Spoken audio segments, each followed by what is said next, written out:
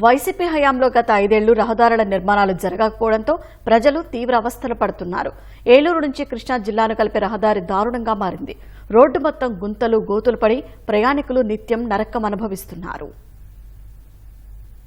ఏలూరు నుంచి వంగాయగూడెం, కొత్తూరు, పెదపాడు మీదుగా పెరికేడు వరకు రహదారి విస్తరణకు గత తెలుగుదేశం ప్రభుత్వం హయాంలో అడుగులు పడ్డాయి. 18 కిలోమీటర్ల దూరానికి 58,27,00,000 రూపాయలతో రోడ్ల విస్తరణకు అనుమతులు మంజూరయ్యాయి. ఆ తరువాత వచ్చిన వైసీపీ ప్రభుత్వం ఆ పనులకు ఎక్కడికక్కడా నిలిపేసింది. ఏలూరుతో పాటు కృష్ణా జిల్లా ప్రజలకు సైతం ఉపయోగకరంగా ఉండే ఈ రహదారి విస్తరణ పనుల్ని గత పాలకులు పట్టించుకోలేదు. ఏలూరు నుంచి పెదపాడు మీదుగా పెరికేడు వరకు రాకపోకలు సాగించే ప్రజలు నిత్యం నరకయాతన అనుభవించాల్సి వస్తోంది. వర్షం కురిస్తే రహదారిపై ప్రయాణం సాహసమే అవుతోంది. గోతుల్లో వర్షపు నీరు నిలిచిపోవడంతో వాహన చోదకులు ప్రమాదాల బారిన పడడం నిత్యకృత్యంగా మారింది.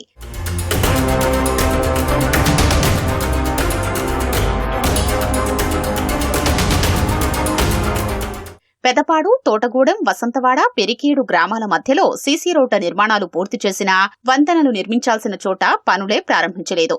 పనులు నిలిచిపోవడంతో ఈ మార్గంలో ప్రయాణించాలంటే ప్రజలు హడలిపోతున్నారు. రహదారి మొత్తం గుంతలమయం కావడంతో వాహనదారులు తీవ్ర ఇబ్బందులు పడుతున్నారు. రోడ్డు పూర్తిగా ధ్వంసం కావడంతో ఏదైనా వాహనం వెడితే చాలు దాని వెనుక నుంచి వచ్చే దుమ్ము ధూళితో ఎదురుగా ఏ వాహనం వస్తుందో కనిపించక వాహనదారులు తీవ్ర అవస్థలు ఎదుర్కొంటున్నారు. ఇప్పుడేనండి మరి ఇంత అధ్వానంగా ఉంది, ఎవరు పట్టించుకుంటారా?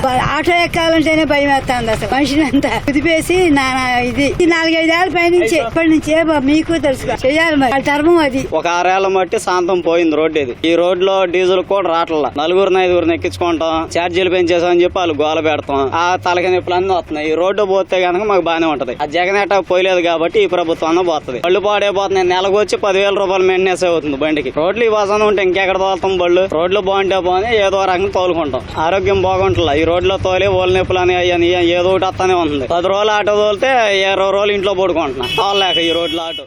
ఏలూరు నుంచి వంగాయగూడెం, క్యాన్సర్ హాస్పిటల్, సత్యనారాయణపురం, పెదపాడుకు వెళ్లే రహదారి పూర్తిగా ధ్వంసమైంది. రహదారిపై రాళ్లు తేలి ప్రమాదకరంగా మారింది.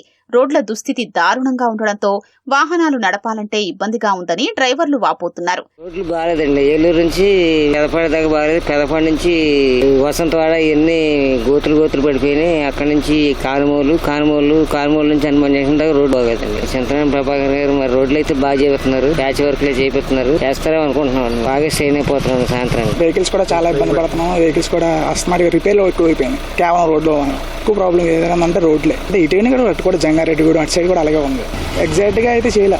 చాలా పైపైన ప్యాచ్ వర్క్ మాత్రమే చేశారు తప్ప పర్మనెంట్ గా ఏమీ రోడ్లు వేసింది. నా టీడీపీ రాగానే కొద్దిగా ఏదో పైపైన చేశారు. మళ్ళీ ఒక లెవెల్ చేసుకొచ్చారు. అంతకుముందు అయితే మరి దారుణంగా ఉండేది.